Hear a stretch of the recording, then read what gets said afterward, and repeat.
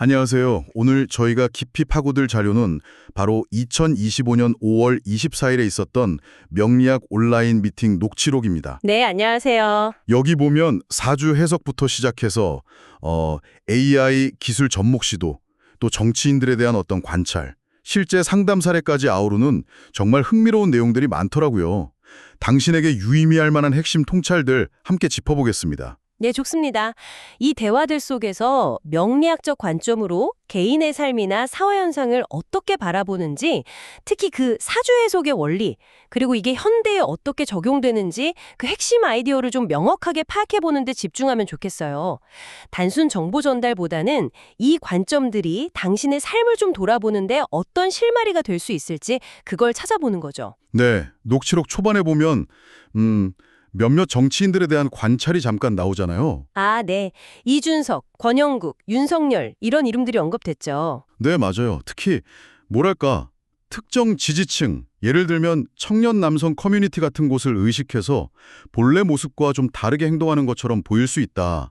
이런 시각이 제시되더라고요. 권력을 추구하는 과정에서 나타나는 변화일까요? 그렇죠. 그대 명리학적으로 보면 사주대로 사는 것, 그러니까 자신의 타고난 본성, 본질을 따르는 삶과 외부의 인정이나 지지, 권력 같은 걸 얻기 위해서 자신의 모습을 좀 바꾸는 것 사이의 어떤 긴장, 이런 걸 보여주는 대목인 것 같아요.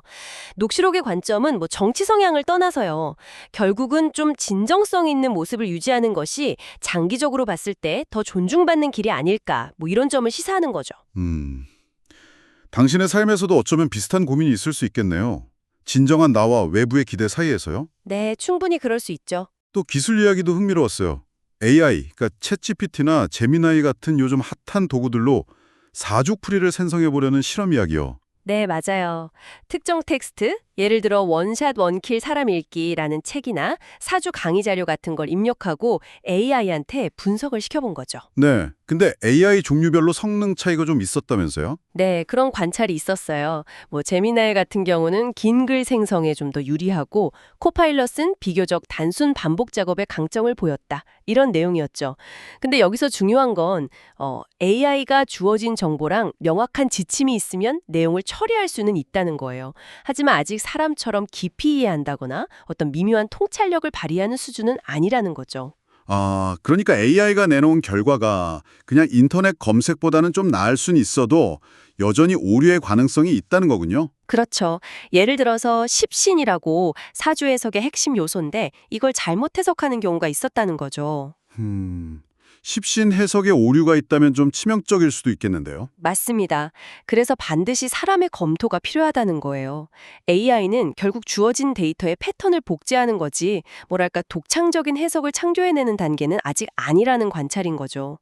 좋은 도구임에는 틀림없지만 만능은 아니라는 거, 그걸 기억해야 합니다. 네, 실제 상담 사례들도 굉장히 인상 깊었어요. 익명으로 공유된 사례들이었는데요. UCL에 졸업하고 간호학 공부 때문에 LA에 남을지 아니면 뉴욕으로 갈지 고민하는 분 이야기가 있었죠. 네네. 거기서 월지, 그러니까 태어난 달이 갖는 의미, 이게 환경적 요인을 많이 보여주거든요. 그리고 방압이나 삼합 같은 인간관계 패턴을 분석해서 조언을 하더라고요. 네, 현지 잔류 쪽으로 기우는 듯했지만 그 무비겁 성향 언급도 있었죠. 맞아요. 사주의 동료나 경쟁자를 뜻하는 비겁이 없는 성향인데 이런 특성까지 고려해서 간호학이라는 분야 자체가 좀 구조화된 환경이니까 그런 곳이라면 원거리 이동도 괜찮을 수 있다. 이런 복합적인 분석을 내놓았어요. 개인의 기본적인 성향과 처한 환경의 상호작용, 이걸 같이 본 거죠. 그렇군요. 또 다른 사례는 젊은 나이에 경찰 시험에 합격했다가 그만두고 여러 시험을 준비하다가 결국 구급 공무원이 된 분 이야기였어요. 아, 네. 그분 사례도 흥미로웠죠. 이분의 경우에는 대운, 그러니까 인생의 큰 흐름, 주기와 세운, 매년 돌아오는 운이 합격 시점과 어떻게 딱 맞아떨어졌는지 분석하는 게 재밌더라고요. 그렇죠. 단순히 그냥 일하는 것보다 공부하는 게 더 체질에 맞을 수 있다. 이런 해석도 나왔고요. 인생의 큰 흐름과 매년 찾아오는 기회가 어떻게 개인의 타고난 사주, 즉 원국과 만나서 성취로 이어지는가, 이걸 잘 보여주는 사례였습니다. 그리고 좀 조심스럽긴 한데 이혼 후에 유흥업소에서 일하게 된 여성분의 사례도 언급됐어요. 네, 그 부분은 좀 해석이 독특했죠. 사주의 특정 오행, 여기서는 금기운이 아주 강한 것이 성적인 행위를 통해서 스트레스를 해소하는 방식으로 나타날 수 있다. 이런 해석이 나왔어요. 네, 그 사례는 사주 내의 에너지의 어떤 불균형이 예상치 못한 행동 양식으로 드러날 수 있다는 좀 극단적인 예시일 수 있겠죠. 앞서 본 여러 사례들을 종합해보면 결국 개인의 타고난 기질, 월지나 오행 같은 거요.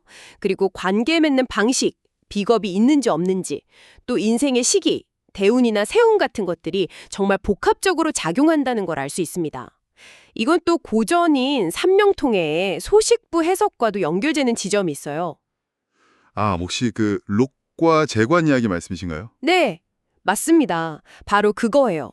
타고난 복이나 안정적인 기반을 의미하는 록과 스스로 노력해서 성취하는 사회적인 성공, 즉 재관 사이의 균형이 중요하다는 거죠.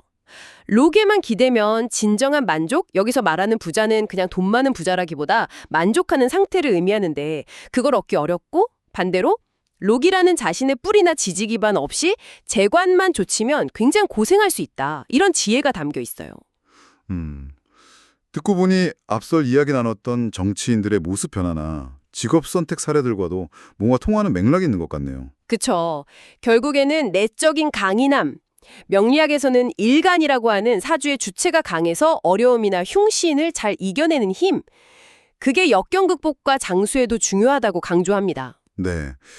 오늘 명리학 미팅 녹취록 분석을 통해서 정치인의 모습 변화에 대한 관찰부터 AI 활용의 현주소와 한계, 그리고 실제 삶의 고민들이 담긴 상담 사례, 그 속의 핵심 원리들까지 정말 폭넓게 살펴봤네요. 위치 선택, 관계 방식, 직업운의 시기, 스트레스 관리법까지 삶의 다양한 측면을 명리학적으로 어떻게 접근하는지 엿볼 수 있는 시간이었습니다. 네, 그렇습니다. 녹취록 전반에 걸쳐서 자신의 타고난 기질, 즉 사주대로 사는 것을 이해하는 것과 내적인 안정, 여기서 말한 락과 외적인 성취, 즉 재관 사이에서 균형을 잡는 것의 중요성이 계속 강조되었던 것 같아요. 결국 핵심은 나답게 사는 것과 이 세상 속에서 성취를 이루는 것 사이의 조화를 어떻게 이루겠을까? 이 질문으로 돌아가는 것 같습니다. 자, 그래서 마지막으로 당신께 질문을 하나 던져보고 싶습니다. 당신의 삶에서 타고난 안정 기반이나 주변의 지지 시스템을 의미하는 락과 당신이 개인적으로 이루고 싶은 야망이나 성취를 의미하는 재관이 서로 부딪힐 때 당신은 어떻게 그 균형점을 찾아가시겠습니까? 그리고 당신에게 진정한 나다움이란 과연 무엇일까요?